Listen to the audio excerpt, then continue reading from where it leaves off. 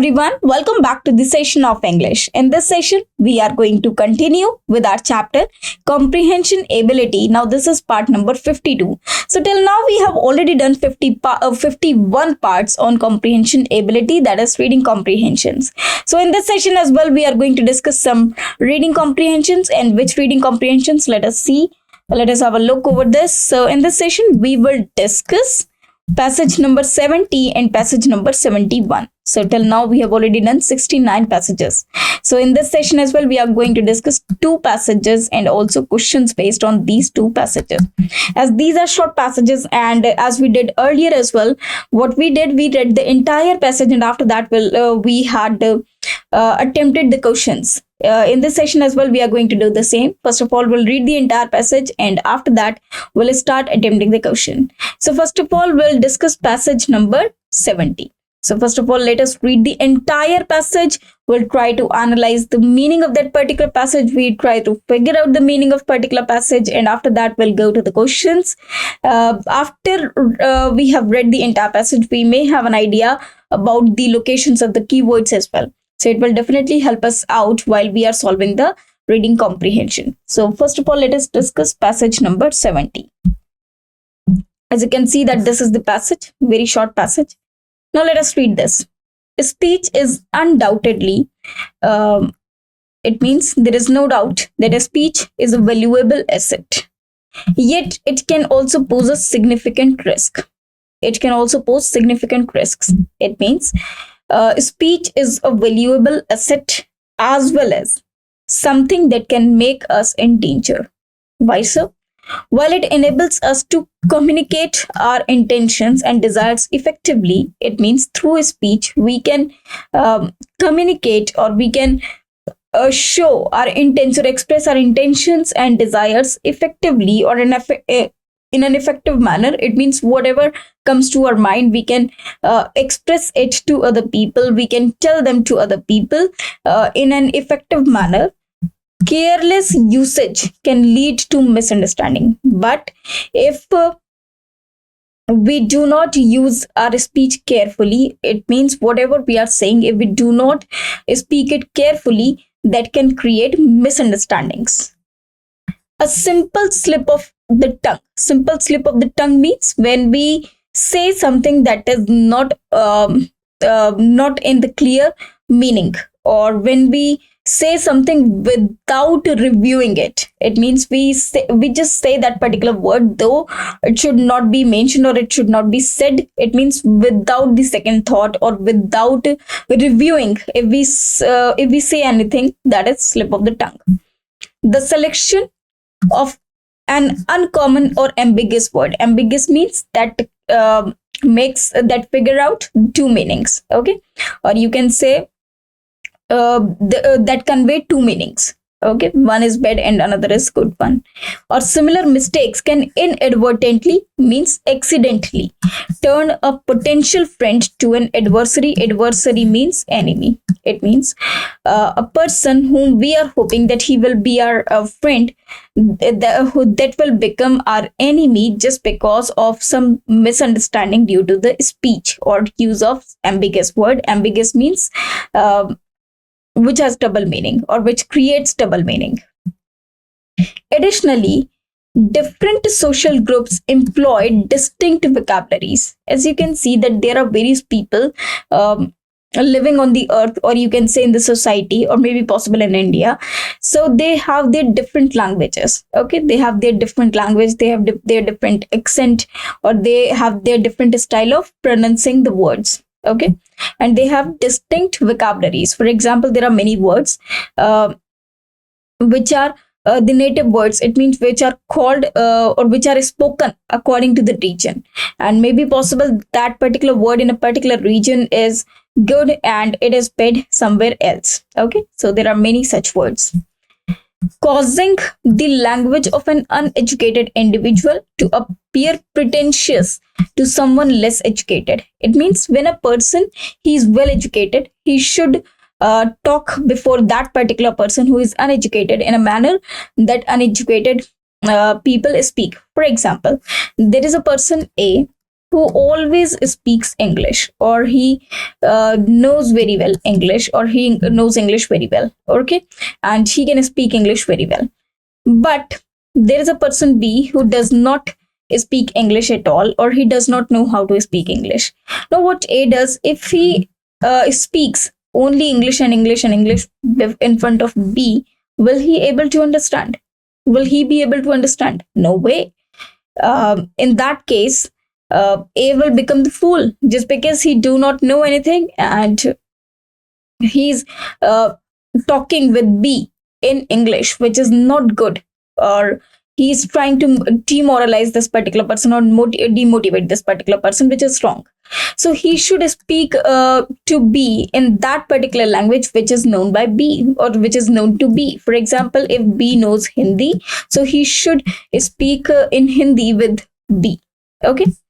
Unintentionally means without the purpose or without the intention. It means when something is done without the intentions or the purpose, that is, we did not do it with, or you can say with purpose or purposely. We might use words that carry divergent meanings for our listeners compared to our own circle. It means maybe possible our own circle, they are able to understand what we are saying, but not the other people. So we should look for the people. We should look to the people whom we are conversing with. Therefore, speech is not a tool to wield thoughtlessly. Thoughtlessly wield means wield is actually power. Okay, when we use the weapon and the power to use that weapon, or the style to use that weapon. So speech is not a tool to wield thoughtlessly. It means it is not a tool that can be used thoughtlessly or without thinking. You should be very careful while you are giving the speech, while you are delivering your speech, or while you are speaking any word to anyone, but rather one that requires careful consideration and tact. So you should be tactful while you are speaking with anyone, because if you speak anything to anyone, or if you are in conversation with anyone else, you have to take care of the words which is required and when it is required. Only a fool will express himself alike to all kinds of conditions of men. It means if a person is there who talks with everyone in the same tone or in same condition, or in to all kinds, alike means in the same manner, or alike means like identity. Okay, so if a person is there who is talking with everyone in the same tone or in the same manner, it means he's a foolish. Only a foolish person can do this. For example, as I told you about this person A, he knows English very well, and whether he has B in front of him, whether he has C in front of him, who is educated as he is educated, and whether he has D, it means whosoever is with him, he talks with everyone in the same manner, that is in the language he knows, and that is actually the bad thing, or he will be the foolish, or he will be called the foolish, because he's talking with someone, with some person who is not educated, and he is speaking with him in English, and expecting that he should also know that particular language. That means he's a foolish, because he's treating everyone as the same, which is not possible at all. Okay, so this is the passage about the speech or its value, that the value of a speech is really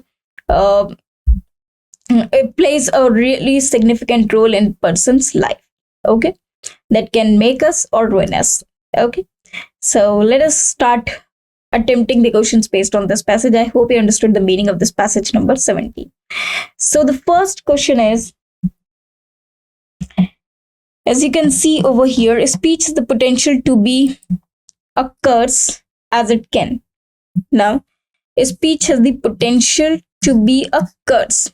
Curse means not a bliss. Okay, not a blessing. Bad thing.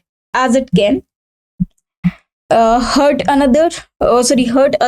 Speech has the capacity to disclose our intentions, result in being careless, create misunderstanding. Now, if you see over here that communicate our intentions and desires effectively, careless usage can lead to misunderstandings. So, potential to be a curse as it can create a misunderstanding will be the correct answer. So, here D will be the correct answer according to the context of the passage.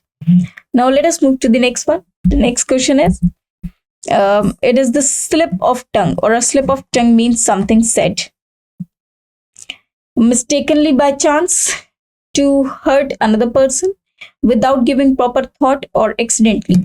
Now, as you can see over here, it is written a simple slip of the tongue, the selection of uncommon or ambiguous word. It means the word or the talk that we are using, the words that we are using in our communication, they have just been said and without giving proper thought. It means we have not thought about those words, they were just said thoughtlessly.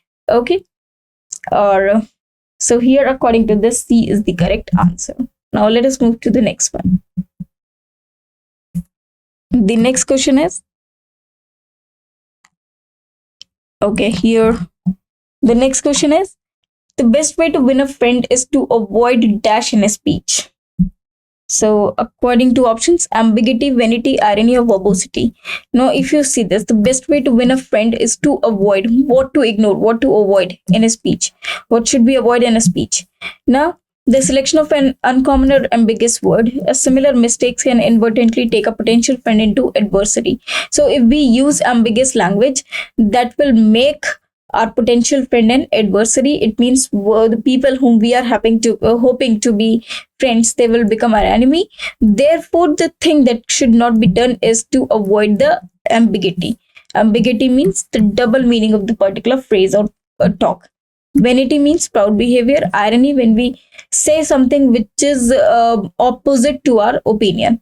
For example, we praise someone, though in our mind it is going on that he or she is a bad person. Verbosity, it means relating or pertaining to words. So according to this, A will be the correct answer, that is ambiguity. So here according to this, A is the correct answer. Now let us move to the next one. Here the next question is, when conversing with someone who is uneducated, we should use uncomplicated words, respectful language, his vocabulary, ordinary speech. Now, obviously, as we can see over here, it is written that additionally, different social groups employ different vocabularies, causing the language of an educated individual to appear pretentious to someone less educated. Okay, so according to this, the people unintentionally, we might use words that carry divergent meanings for the listeners compared to our social circle. So what we should do, we should actually use the vocabulary of the uneducated person. It means if our suppose I know English and there is another person who does not know English, so I should talk with him in Hindi, because I know well that person does not know how to speak in English. So I should speak with him in Hindi. So according to this, the correct answer will be C, that is his vocabulary. Now let us move to the next question. The next question is, if one used the same style of with everyone, one would sound boring, foolish, smooth, or representative. As you can see the last line of the passage, that therefore the speech is not a tool to wield thoughtlessly, but rather one that requires careful consideration and tact. Only a fool will express himself alike to all kinds and conditions of men. So according to this, B will be the correct answer. Okay, if there is one person who is in the same style, who used the same style with everyone, one would sound foolish. Okay, so according to this, B is absolutely correct answer. Now this was the end of passage number 70. So here we'll begin passage number 71. Okay, I hope you understood passage number 70 very well. Now we will be doing passage number 71. Okay, so first of all, let us read the entire passage, and after that we'll start attempting the questions based on this passage. So this is passage number 71. The Nobel Committee, a committee that presents or awards the Nobel Prize. Known for its conservative nature and notable aversion to pure sciences. Conservative means traditional. Okay, traditional and traditional nature and notable aversion. Aversion means not liking. Okay, not liking to pure sciences, particularly mathematical physics. Initially disregarded significant theoretical advancements in physics. This was due to a provision in Alfred Nobel's will specifying that the prize should be awarded to the individual whose discovery or invention provides the greatest benefit to humanity. This was due to provision in Alfred's Nobel because uh, it was actually for the people who have done something for the welfare of the society or brought something which benefits the humanity. But here, in case of Alfred Nobel, it was not. Why so? Let us see this. Alfred Nobel, who was a Swedish chemist, engineer, and aspiring poet, perhaps tormented by guilt. It means he was tortured by his own guilt over his invention of dynamite and smokeless powder and plagued by visions of destruction. Actually, he found or he invented dynamite. Dynamite is actually invention that do not benefit the humanity. In fact, it helps in destroying or the destruction of the humanity. Bequeathed his immense fortune or the large fortune, extreme, a very big fortune of him. Bequeathed means bequeathed is actually after the death. So to advance human knowledge, he established 5 years for literature he established 5 prizes. It means he got 5 prizes. One for literature to the person who shall have produced in the field of literature the most outstanding work of an idealistic tendency, physics, chemistry, medicine, and peace, for promoting fraternity among nations, reducing armies, and fostering peace. So he was given these 5 prizes, though he was guilty of inventing such a destruction of humanity, not the something which will provide benefits. But on the other hand, he was awarded just because he has produced something that is reducing that helped reduce the army and also fostering peace. Okay, so now let us this is actually the passage about the Alfred Nobel's prize, and actually it was about the prize that is given and also why he got these prizes. So according to that, though he was not happy with this prize because he believed that whatever he has invented is just against humanity or for the destruction of humanity. So he was guilty of doing so. Okay. Now let us do the questions based on this passage. So the first question is, the Nobel Committee has earned the reputation of being conservative body due to. The options are: it is conservative in choice of subjects. Its members are old-fashioned. It only grants prizes to individuals who adhere to a conservative approach. And the D option is: its members believe in a conservative ideology. Now, the committee has earned the reputation of being conservative due to, as you can see, the first line: Nobel Committee known for its conservative nature and notable aversion to the pure sciences, particularly mathematical physics. Initially disregarded significant theoretical investment in physics. So it was conservative in choice of subjects. Okay. So according to this, A will be the correct answer. Now let us move to the next question. This is question number 2 of passage number 71. Initially, the Nobel Committee disregarded significant advancements in theoretical physics because, as you can see in the second line, it is written, they proved to be merchants of death and hence dangerous to mankind. They were different from other branches of physics. The committee felt that the discovery and invention in the field did not contribute to the benefit of mankind, and they were concerned with theory and did not suggest its application. As you can see, it is written in the second line of the passage that initially disregarded significant theoretical advancement in physics. This was due to a provision in Alfred Nobel's will specifying that the prize should be awarded to individual whose discovery or invention provides the greatest benefit to humanity, whereas Alfred Nobel, a Swedish chemist, engineer, and aspiring poet, perhaps tormented by guilt over his invention of dynamite and smokeless powder that plagued the visions of destruction. So, because they provide destruction, therefore, this C statement is absolutely correct. So, according to this, C will be the correct answer. Now, let us move to the next one. This is the next question. And here the question is, the Nobel Prize would not be awarded to. So, whom this prize should not be awarded? An author who wrote a novel, a diplomat who negotiated a peace settlement, a composer who composed a symphony, or a doctor who discovered vaccine. Now, as you can see, it is written that he established 5 prizes. Now, for what? For literature, to the person who shall have produced in the field of literature. It means someone who has written something, the genre of literature. The most outstanding work of an idealistic tendency, physics, chemistry, medicine, and peace. So this prize is awarded in these fields. Whereas if we talk about a composer who composed a symphony, that is a music, that is not included in the prize list. So according to this, C is the correct answer. So this is very simple. So answer is C. Now let us move to the next one. The next question is, Alfred Nobel left his colossal means extreme or the very large, okay, large fortune, extremely large, okay, it is extremely large. So colossal fortune means very large or extremely large fortune to the cause of advancement in human knowledge, because he, as you can see over here, bequeathed his immense fortune to advance human knowledge.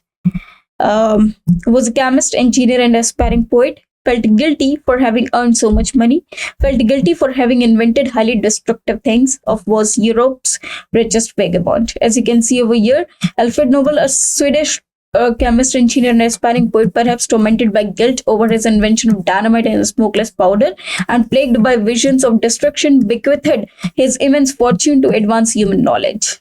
Okay, so according to this, C is the correct answer, because he felt guilty for having invented highly destructive things. Okay, that is why he was very guilty, and he left his colossal fortune to the cause of advancement in human knowledge, because he just left this fortune because he had discovered, he has invented something which is not for the human benefit or for the benefit of humanity, but he invented something which was actually the destruction of humanity.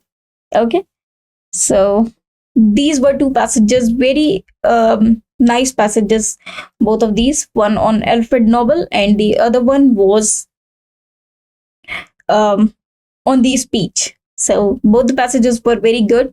I hope you understood both the passages and the questions based on each and every passage. I hope you understood each and every question based on these 2 passages.